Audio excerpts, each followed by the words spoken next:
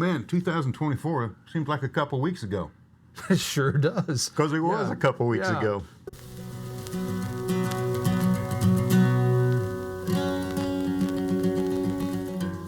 Join Steve and I as we go out and capture images of the Ozarks and sometimes teach you a little about photography.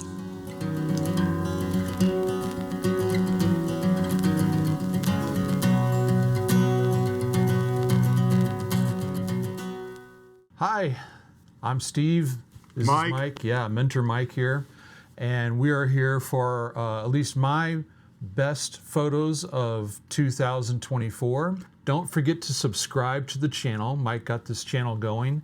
And we try to have little videos of almost all the pictures you'll see today. And also, down in the comments, go ahead and tell us what your favorite photo is, least favorite. I keep getting better, thanks to Mike helping me out a lot. And so I'm looking forward to next year to continue the growth. And each year that we get a little better makes this part hopefully harder and harder to pick our number one, our top 12 photos of the year. And I think I'm going to invite you to critique my photos. And so if it's lacking on either wow or telling story, you can tell me about that sort of thing. It's help me get better. Okay, well, let's go to the computer and start with photo number 1. All right, photo 1. Where was this taken? This is taken at a place called Paddy Creek, which is in the Mark Twain National Forest, just south of Fort Leonard Wood. And we actually went there to take a picture of a frozen waterfall. I asked where this was. I was there with them. Right. Yeah, you were there for almost all these photos. But I don't see a waterfall. No. I did my best to take a picture of the waterfall, frozen waterfall, and it was fun, but this is facing the other direction.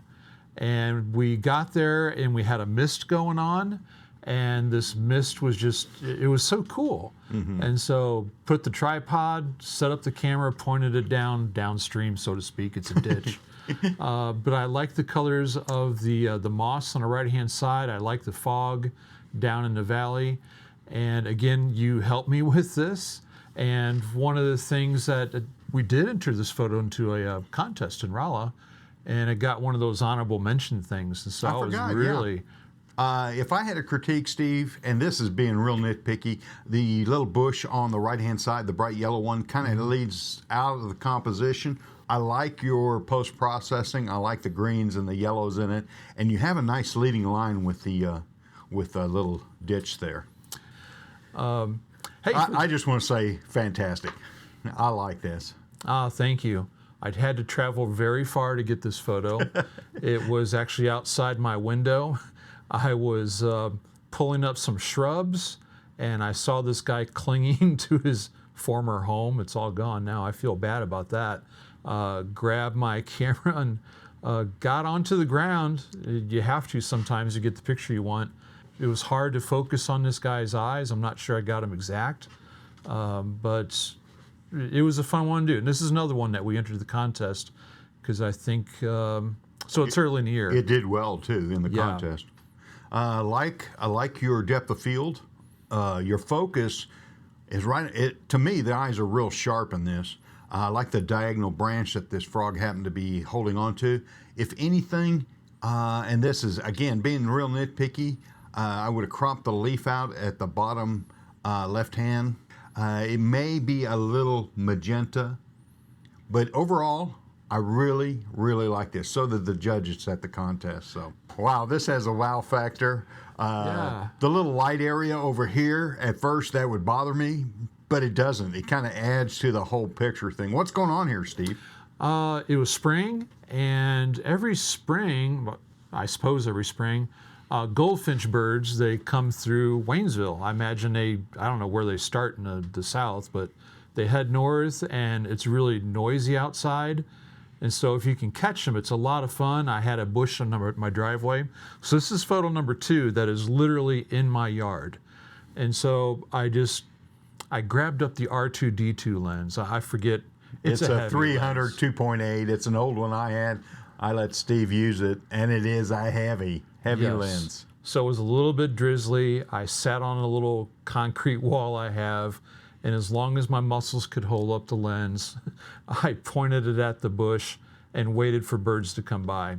But this happened so fast, I did not know I had the photo until I was inside. I think I took 150, 200 photos. Did you shoot this in burst mode? Yeah, this was in burst, and the previous frame, you could see the bird coming in. This is kind of the apex of his, I don't know what you would call it, his landing zone. Then he comes down. So I have one just before this one and one right after where he's standing on the branch. But anyway, I didn't know I had it, and it did have the wow factor. When I saw it, I was like, whoa. So the next one, again, cicadas. I almost had a cicada in mind, but I like this. Yeah. I like that.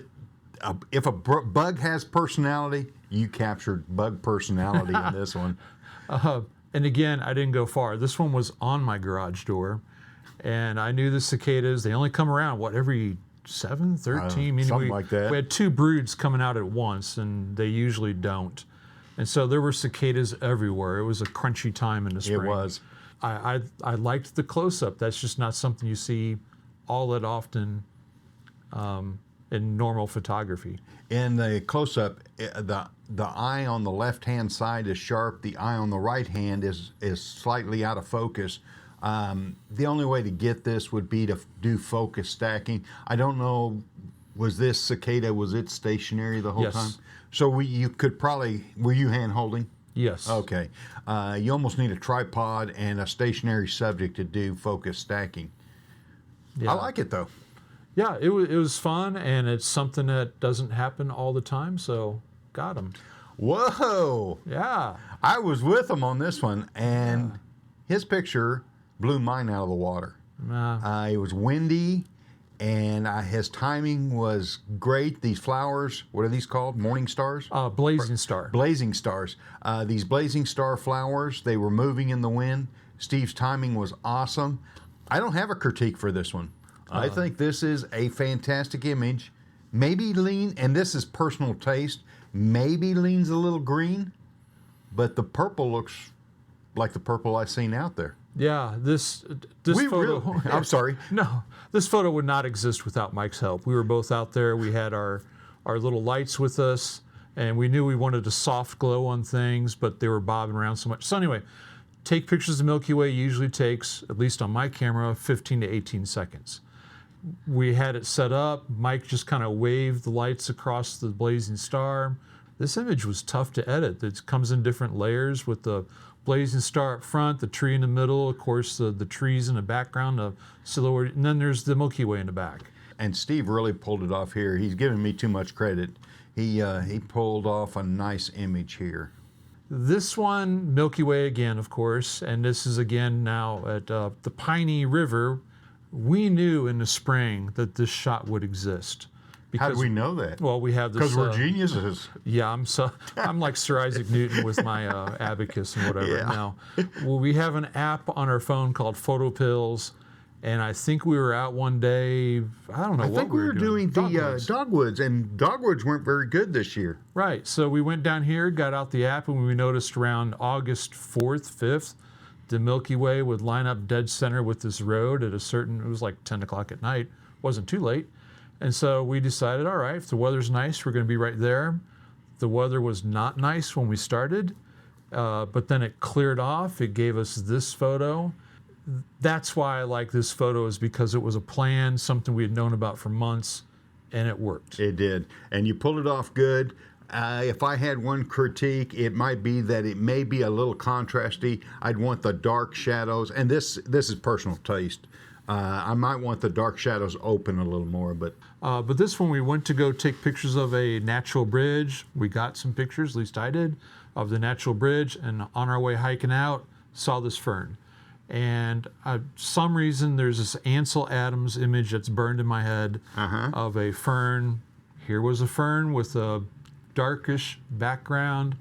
I could fill the frame with it, snap the picture, and of course, if you zoom in closer, it looks to me like the fern has some frostbite on it, because the edges of the leaves are kind of crispy, sort of thing. crispy, that's a good word. So anyway, there's that one. Critique, I think this might work better in a square format because my eye's drawn to the blue on the top and then the dead area at the bottom, the dark area, maybe if you cropped it in a square, it might make a better. And again, me trying to critique these, I'm being super picky. I need you to be, because the different croppings, that's something I really. We're both stuck. We're both Yeah. old school. It was either 5x7, 8x10. So we're kind of stuck in that kind of crop. Yeah, I guess I'm not even as good a thinker as you. I was like horizontal, vertical. Yeah, I'm thinking crop factors. Yeah, even though I should know from the darkroom work I used to do, actual darkroom work, Yeah. that you can zoom in and zoom Boy, out. that makes us sort of old. thing. You said dark room. Yeah, with real chemicals and everything. Whoa! Where is was this? This was at Ha Ha Tonka. There is a video of this also, but not this particular scene, because Some dummy left the video camera back at the car because it was overcast. Actually, Steve said, let's go up to the ruins, and I'm thinking, why? We got up there, and there was that break in the west, and I said, Steve, we may get some fantastic light here in a little bit. It was amazing. It was. This might be the best photo I took all year. Anyway, change of settings, got a starburst, did take a lot of work in Lightroom, but it is a one image capture. Yeah. So it's not a It was a photo tough stack or capture. anything. Yeah, it was a tough capture. Steve, I like the composition. I like that you have this berry plant, whatever that is, on the left-hand side. The only critique I have, it looks like you've dulled down your whites too much. The sun looks like it has a little gray to it, but overall, man, this is a beautiful image. The light was absolutely amazing all around us. And we waited probably 20 minutes for that sun to finally break Yeah. through. And then when it did get to that area, it didn't last very long. Image we saw of the blazing star in the Milky Way, that's where this is at. And the landowner does a burn every year to promote the growth of his wildflowers, and he has acres of wildflowers. And so Mike and I were invited out, and we wandered around and we took pictures, kind of a journalistic style, one camera, one lens. I mean, I got this. And No tripod, just no, the speed of the fire impressed me. I thought Yeah. we'd be out there all afternoon. Steve, the only critique I have is there's a little branch poking out at the, and again, this is super picky. One little branch up there, I would have just taken it out. part of the behind the curtain issues, I got so excited the scene was actually crooked. I can't remember if the tree was on a hill or anything like that, but it looked bad to me with the horizon line being crooked, which if it was on a hill, that's understandable, but I don't think it was. And so when I straightened the photo, I lost some of the top of the, I guess I could have. I brought it in kind some of like more. the tight crop, to tell you the truth. At first, I thought my critique would be, "Oh, you should have shown the whole tree." No, it works for me. It's kind of working. And for most of the trees, I had on a 55 to 200 zoom. We had to run backwards to actually fit everything into Yep. the frame. So we wanted to stay far away from the fire so we don't get singed. But sometimes with our lenses, we were still too close. Yeah, we had to step back. Wow. I like the contrast in color here, that blue and then the reflection of the flames against that blue. And the flames, the way the line leads right into the gentleman carrying the, whatever that is, the burning oil. It Right. is nice. Yeah, that's the landowner there. This is the last section of prairie they were going to burn. And I seem to remember turning to you because we wanted to take pictures of some beehives that were nearby. We got that. And then we're like, hey, if we stay here by this little pond, we should be able to get a reflection. I think of that was what's ever your going on. idea too, and I thought, dang, that's a good idea. And I see now, if you study the photo, you see a reflection of the gentleman, the landowner, in the pond also. A kind of a planned photo. We saw an opportunity. We waited for it. It worked out. Yay. One So thing like that I think why we like this so much, Steve, is we live here in the Ozarks. We don't have a lot of prairie around us. Again, it's the same. Matter of fact, it's just minutes after it was lit on fire.